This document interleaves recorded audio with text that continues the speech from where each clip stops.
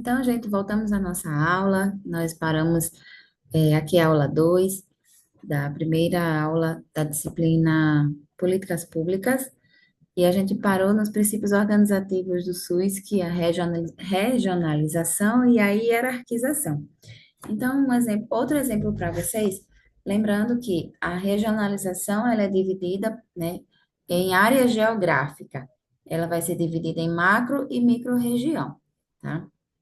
A regionalização ela é relacionada à organização dos serviços de saúde por localização geográfica, de modo que todos os níveis de assistência estejam disponíveis aos usuários do SUS, mesmo que em municípios ou estados diferentes, como eu já havia falado. Se na minha microrregião, aqui em São Gonçalo do Amarante, eu não tenho um atendimento, né, que eu estou precisando de um atendimento específico, eu vou ser encaminhada para a macro região, tá? Para que lá eu seja atendida de forma completa, de forma integral. E aí houve essa deslocação, esse deslocamento, né, geográfico de São Gonçalo para Natal, ou de Natal para outro estado, de outro estado, né, para um estado mais distante, e assim vai depender do nível de complexidade de equipamento que a gente vai utilizar. E a hierarquização é a necessidade de atender os usuários do SUS em níveis de complexidade. Como eu já falei anteriormente, a complexidade, ela se refere à complexidade de equipamentos. Não aquele atendimento que é muito complexo, ai, vai ser muito difícil atender essa pessoa. Não. É o nível de equipamentos que vai ser necessário para aquela pessoa, tá? Tanto de baixa como média e alta complexidade, independente da localização geográfica. Então, a hierarquização, eu vou ser atendida de forma integral, né, aonde eu possa ter as minhas necessidades sanadas, independente da localização geográfica. Já a regionalização, falou em regionalização, é a localização geográfica, tá? E descentralização e comando único. Descentralizar é justamente o que a própria palavra já fala, né? É tirar do centro, né? É tirar daquele foco principal e fazer com que esse atendimento, né, não seja feito apenas em um polo, ou esse atendimento não seja centrado apenas na doença. Descentralizar, ele envolve vários outros conceitos. É redistribuir, não trava a língua, gente. É redistribuir o poder e a responsabilidade entre os três níveis de governo. Então, vai tirar daquela única esfera de governo, dá para ver que minha xícara, puxa, aqui, vai tirar aqui o foco dessa xícara, só aqui, vamos ver que aqui é o governo federal, né? Vai tirar o foco dela, tá? Ah, tudo só resolve com o governo federal. Não. E aí vai ser distribuído para estados e municípios, tá? Vai descentralizar, vai tirar o poder de um lugar só para distribuir, para que não fique sem atendimento às pessoas. Então, descentralização, ela objetiva em prestar serviço com maior qualidade e garantir o controle e fiscalização por parte dos cidadãos. Então, o cidadão, ele tem o direito e o dever de fiscalizar o atendimento de saúde, tá? E aí, como é que está o atendimento na minha unidade básica de saúde? O enfermeiro tá fazendo um bom atendimento, o médico está fazendo um bom atendimento, eles estão indo para o trabalho em si, né? E aí fica mais fácil ter esse controle da fiscalização. E tirou aquele poder central, poder único de uma esfera de governo e distribuiu para três esferas de governo, para que assim o atendimento ficasse melhor e mais facilitado para a população. O SUS, no SUS, a responsabilidade pela saúde deve ser descentralizada, não deve ser apenas focada em um ente federativo, até o município, descentralizada do governo federal para o estado e para o município. Então, saiu dessa esfera única do governo federal e foi distribuída para as outras duas esferas de governo, municipal e estadual. Ou seja, devem ser fornecidas ao município condições gerenciais, técnicas, administrativas e financeiras para exercer esta função. E uma coisa que o SUS ele trouxe, gente, para a população foi o atendimento de forma igualitária, tá? O que eu faço aqui em São Gonçalo deve ser assistido em Macaíba, deve ser a mesma assistência em Natal, deve ser a mesma assistência em outro município aqui próximo, em Guanduba, Jacaré-Mirim, em Uruaçu. Todos esses municípios, eles devem ter o atendimento igualitário, né, com técnicas administrativas, o financeiro, com finanças para exercer esta função. Então, o recurso financeiro deve chegar para todos esses municípios para que haja um atendimento igualitário para todos. Ah, não pode ser, lá em São Gonçalo, no posto de saúde, o atendimento é melhor, lá tem equipamento tal, aqui não tem, né? Mas não pode existir, não deve existir esse tipo de coisa, porque há financiamentos para que esse dinheiro chegue, né, para aquisição de equipamentos, aquisição de materiais. Então, a descentralização também ajuda nesse foco do gerenciamento das técnicas administrativas. Para que valha o município da descentralização, existe a concepção constitucional do mando único, onde cada esfera de governo é autônoma e soberana nas suas decisões e atividades, respeitando os princípios gerais e a participação da sociedade. A descentralização também faz com que, dentro de cada esfera de governo, elas tenham autonomia para atuar dentro de onde elas são inseridas. A autonomia do Estado vai trabalhar dentro do Estado, a autonomia do município vai trabalhar dentro do município.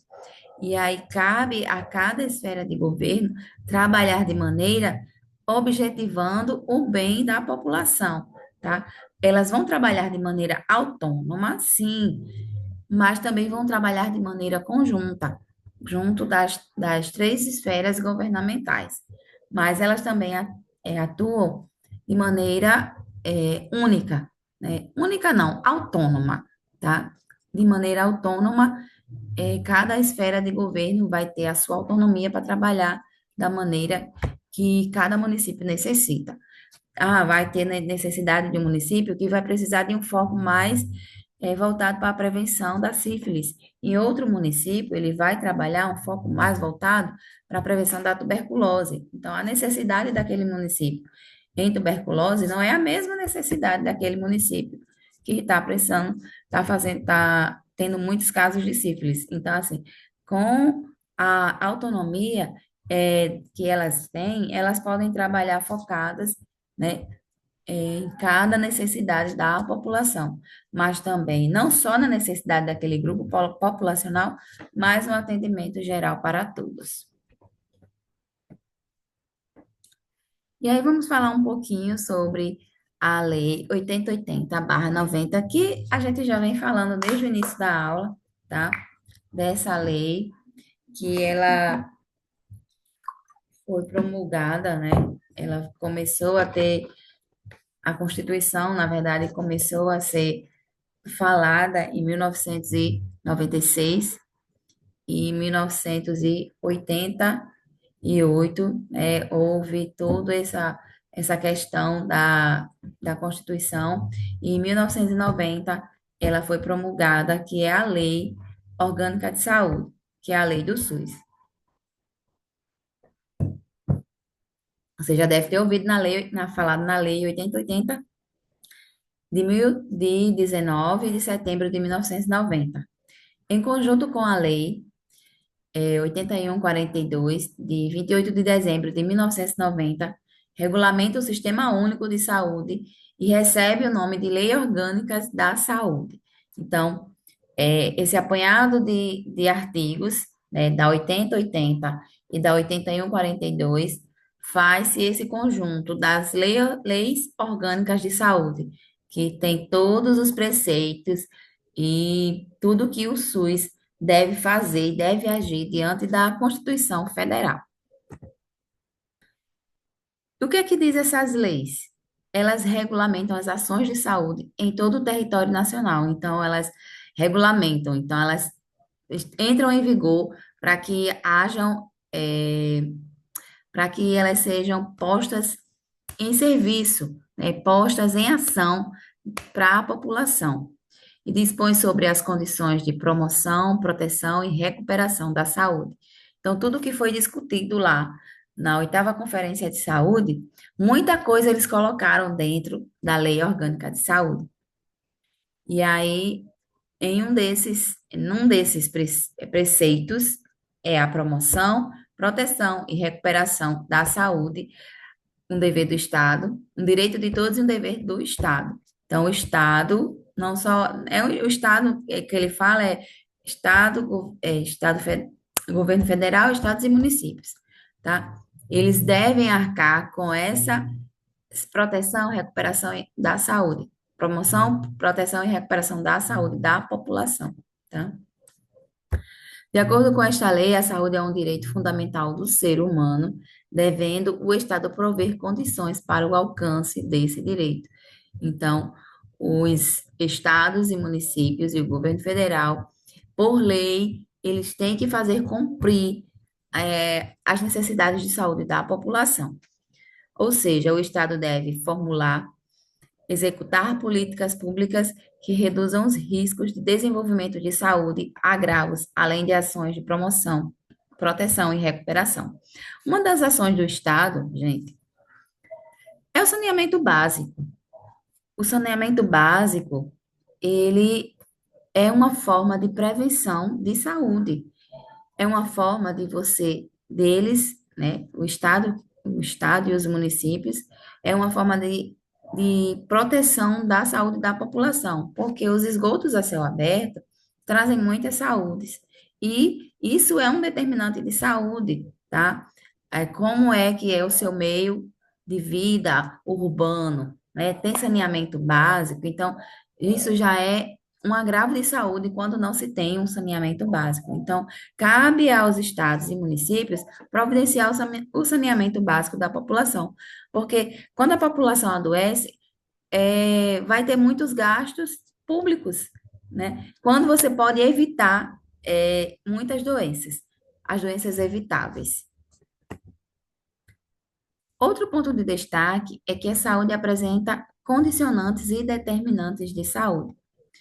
Você sabe o que isso significa? Significa que diferentes fatores influenciam e afetam ou determinam a saúde dos povos e cidadãos. Como eu falei, o saneamento básico, ele é um determinante de saúde, tá?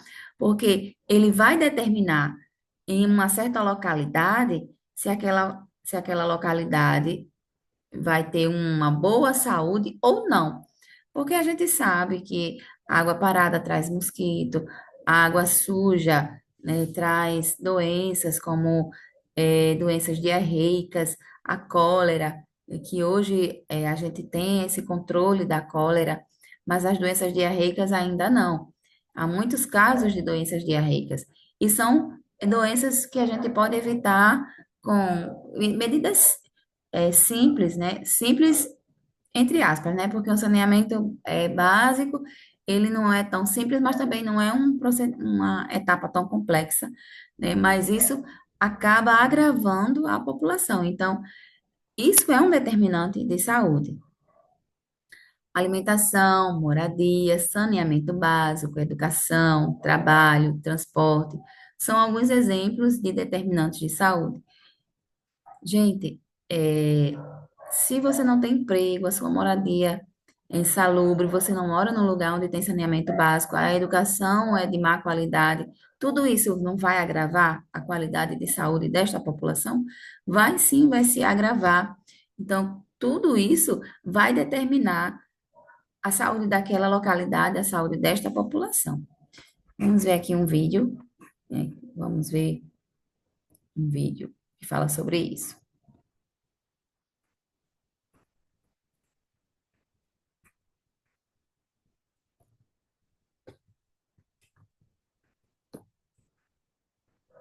Tá aqui.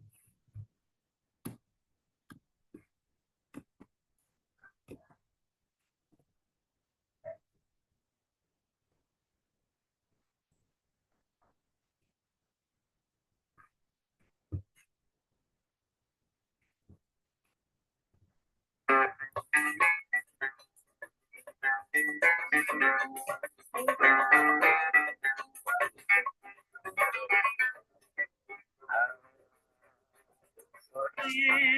pretendo levar aqui, chorando eu vi a música mentira.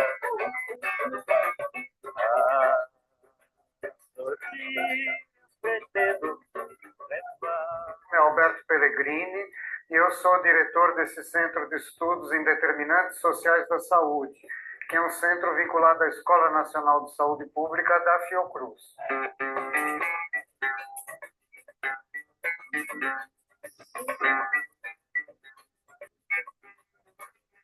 Bom, você me pergunta o que determina a saúde das populações ou das pessoas, né? Eu acho que há dois grandes grupos determinantes. Um está relacionado à herança genética, à idade das pessoas, ao gênero. Se nós comparamos, por exemplo, um grupo de idosos e um grupo de jovens, é claro que a situação de saúde desses grupos vai ser diferente. São desigualdades aceitáveis, normais. Mas há um outro grupo de determinantes que a gente chama de determinantes sociais da saúde, que relaciona as condições de vida, as condições de trabalho das pessoas com os resultados de saúde.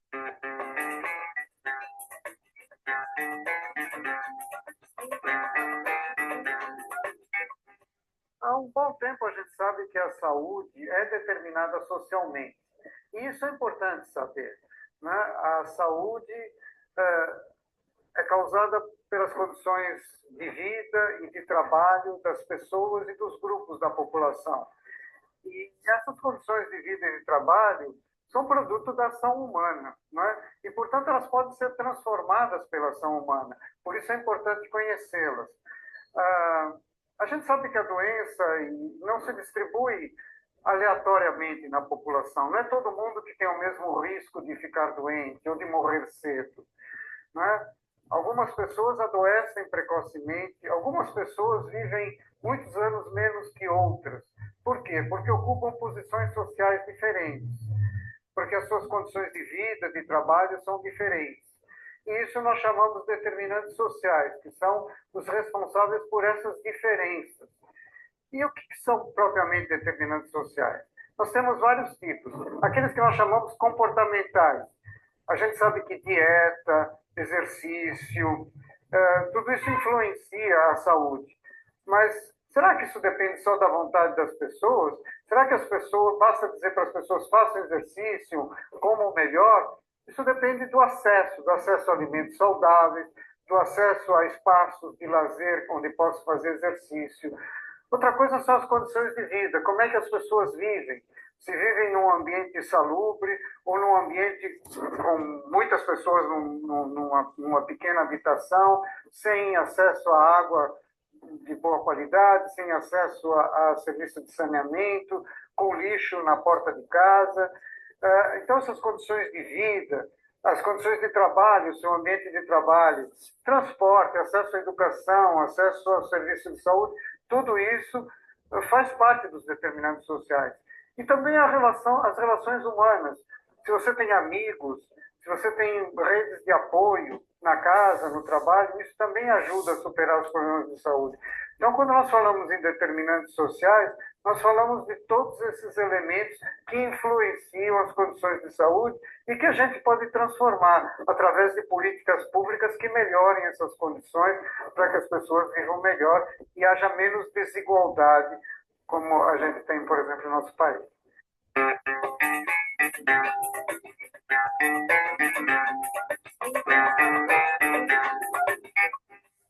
Sobre determinantes sociais implica, para mim, três coisas fundamentais. Primeiro, é a intersetorialidade. Realmente não é o esforço só da saúde, ou só da educação, ou só da habitação. É um esforço conjunto do governo. O governo tem que ter como eixo, como sua orientação de programa de governo, combater as diferenças injustas e que podem ser evitadas. E para isso, todos os setores têm que buscar o bem-estar da população de maneira articulada.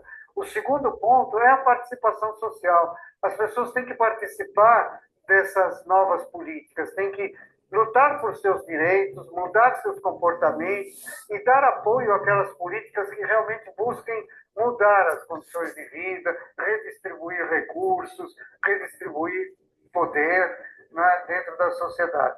E o terceiro ponto é a informação. Eu acho que a gente tem que saber o que está acontecendo no dia a dia das pessoas. E por isso, mais uma vez, os agentes comunitários são fundamentais. A gente tem os nossos sistemas de informação, mas que muitas vezes não dizem claramente o que as pessoas estão vivendo, o que elas estão precisando. E os agentes comunitários são os veículos para dar esse tipo de informação. Intersetorialidade, participação e informação são os três pilares para a gente poder agir sobre os determinantes sociais.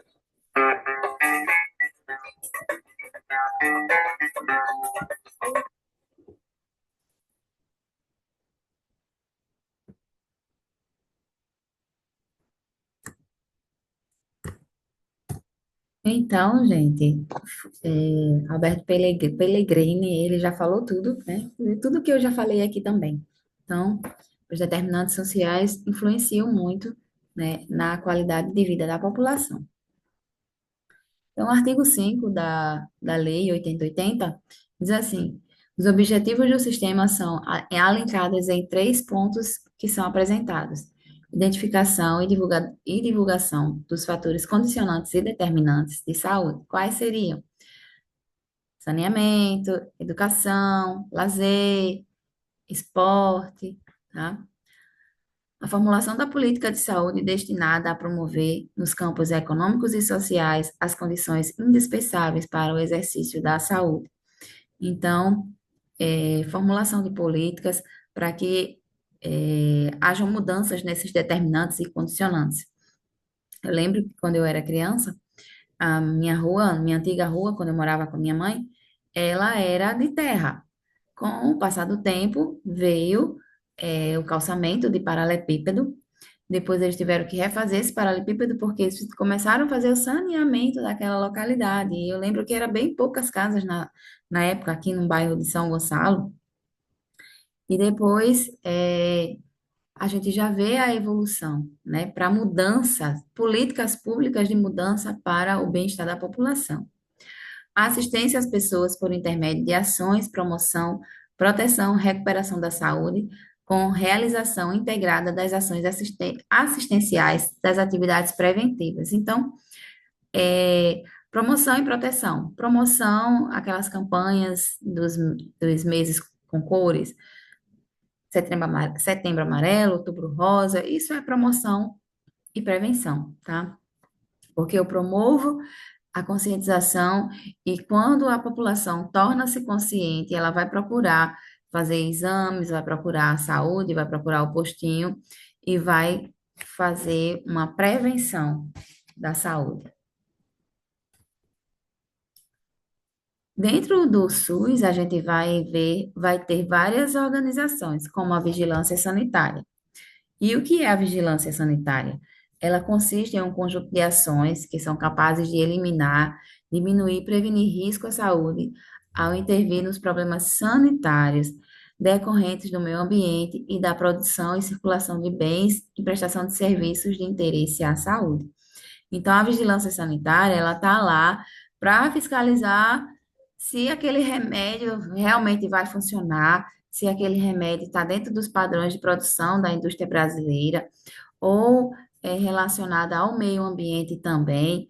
A produção e circulação de bens e serviços, tá? Se esse serviço é prejudicial à saúde ou não, se esse objeto é prejudicial à saúde ou não, se esse brinquedo realmente é seguro para a criança ou não. Então, envolve vários setores de segurança e vigilância da saúde, porque antes, gente, em 1980, alguns brinquedos eram fabricados com tinta de chumbo, e essa tinta causava doenças nas crianças.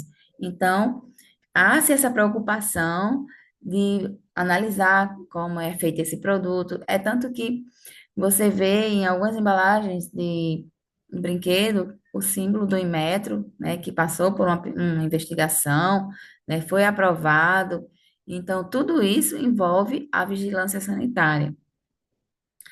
Estão inseridos no controle de bens e consumos que, direta ou indiretamente, se relacionam com saúde, medicamentos, alimentos, cosméticos, produtos de limpeza. A vigilância sanitária também ela vai fazer a fiscalização em restaurantes, lanchonetes, hotéis, pousadas, para ver se está tudo dentro conforme, né, os padrões de qualidade de saúde, tá? Porque os ambientes como restaurantes, hotéis, padaria, tudo isso é vigiado pela vigilância sanitária. Gente, porque se você comer uma comida contaminada, dependendo do patógeno, você pode morrer. E aí a vigilância sanitária está em cima desses estabelecimentos de alimentação, justamente para isso, para saber se está tudo conforme, né? Os padrões de qualidade, como é feito a produção dos alimentos, tá? Já pensou a vigilância sanitária não investigasse esse tipo de estabelecimento? E aí todo mundo ia fazer do jeito que quer, meu amigo, e nada de limpeza, nada de cuidados, ia ser feito como é feito na Índia, né? Não sei se vocês já viram os vídeos que passam na Índia, no meio da rua, o povo fazendo aquelas comidas, bem típicas da Índia, sem nenhum padrão de qualidade. Mas graças a Deus a gente tem uma vigilância sanitária que se preocupa com esse tipo de coisa. E também um controle e prestação de serviços que se relaciona direto ou indiretamente com a saúde. Como eu já falei, restaurantes, farmácias, hotéis, hospitais, asilos, presídios, laboratórios. Então, tudo que for direto ou indiretamente relacionado à saúde, a vigilância sanitária está lá de olho. Vigilância epidemiológica. Tá vendo como o SUS ele não é apenas a saúde? Ele é um sistema, gente, que visa a qualidade de saúde em todos os níveis, tá? Definido como um conjunto de ações que proporcionam conhecimento e detecção ou prevenção de qualquer mudança nos fatores determinantes e condicionantes de saúde, individual ou coletiva, com a finalidade de recomendar, adotar as medidas de prevenção e controle de doenças ou agravo. A vigilância epidemiológica, ela vai fazer aquele controle das doenças. Vou citar o exemplo da COVID. Todo dia tinha um boletim. Morreu tantas pessoas foram infectadas, tantas pessoas estão assim, assim, assado. Isso são dados da vigilância epidemiológica, tá, gente? Que elas vão fazer a vigilância epidemiológica é que vai fazer esse controle das doenças. Por isso que tem algumas doenças que são de notificação para vigilância epidemiológica, para saber o controle, gente. Como é que está esse controle dessa doença? Como é que a gente vai fazer medidas de prevenção e proteção para que essa doença não se espalhe, para que essa doença tenha um controle? É vacinação? É campanhas de prevenção? Como é que a gente vai trabalhar para que essa doença não se espalhe ainda mais, não saia fora do controle, né? E aí, a vigilância epidemiológica que vai fazer esse controle. Suas funções vão desde a coleta, processamento e análise de dados até a recomendação de medidas de controle, promoção de ações e divulgação de informações. Então, as divulgações que eram feitas de números de óbitos, números de infectados, essas informações eram diretamente, o pessoal da epidemiologia trabalhou bastante na Covid-19, porque eles estavam sempre lá atualizando os dados, tá? E sendo lançados os dados de todo o Brasil para que eles tivessem um apanhado, né, de saber como é que estava essa doença correndo no Brasil. E aí, quais foram as medidas, né, quais eram as medidas a ser tomadas para que essa doença não continuasse se espalhando dentro do Brasil. E aí, a vigilância epidemiológica que é o responsável por isso, tá? Por recomendações de medidas de controle e prevenção. Não só na Covid, gente, é só um exemplo que da Covid que eu estou dando aqui, mas várias doenças, tá? Eles estão lá fazendo controle. Ah, no Brasil houve tantos casos de HIV, no Brasil houve tantos casos de sífilis, no Brasil ainda não erradicamos a tuberculose. Então, todos esses dados epidemiológicos é responsáveis da vigilância epidemiológica. O SUS também comporta a saúde do trabalhador. E aí, como é que essa lei é? Para fins da lei, ela é definida como um conjunto de atividades que se destina através das ações de vigilância epidemiológica, vigilância sanitária, à promoção e à proteção à saúde dos trabalhadores. Então, não só a proteção e a prevenção da saúde, mas também visa um controle epidemiológico, tanto os acidentes de trabalho na construção civil, eles fazem também esse controle, tá? Ah, tá tendo muitos acidentes na construção civil. O que é que a gente pode fazer para evitar? O que é que eles podem usar de equipamentos de proteção individual e coletivo? Então, tudo isso é pensado, né, dentro da saúde do trabalhador. Também visa a recuperação e a reabilitação da saúde dos trabalhadores submetidos aos agravos, os riscos e agravos advindos das condições de trabalho. Então, mais um exemplo, da construção civil, sofreu um acidente e precisa de fisioterapia. Então, eles estão dentro da saúde do trabalhador para fazer essa recuperação, promoção e retorno desse trabalhador para o seu ambiente de trabalho. Sua abrangência vai desde a assistência do trabalhador a vítimas de acidente de trabalho, como a avaliação do impacto que as tecnologias provocam à saúde, participação, normatização, fiscalização e controle dos serviços de saúde. Então, a saúde do trabalhador, ela não vai só avaliar a saúde, mas vai participar de normas, né? Vamos criar umas novas normas de proteção para a saúde do trabalhador. Vamos fiscalizar porque está tendo muito caso de acidente de trabalho na área da construção civil. E aí, quais os controles de saúde que a gente pode ter para prevenção desses acidentes que estão acontecendo na construção civil? E aí, essa saúde do trabalhador, ela não é só para o SUS, mas para empresas públicas e privadas, dentre outras. Aqui é as nossas referências. Foi uma aula mais curta, gente, porque foi para finalizar a aula 1, tá? E aqui é as nossas referências. E até a próxima aula.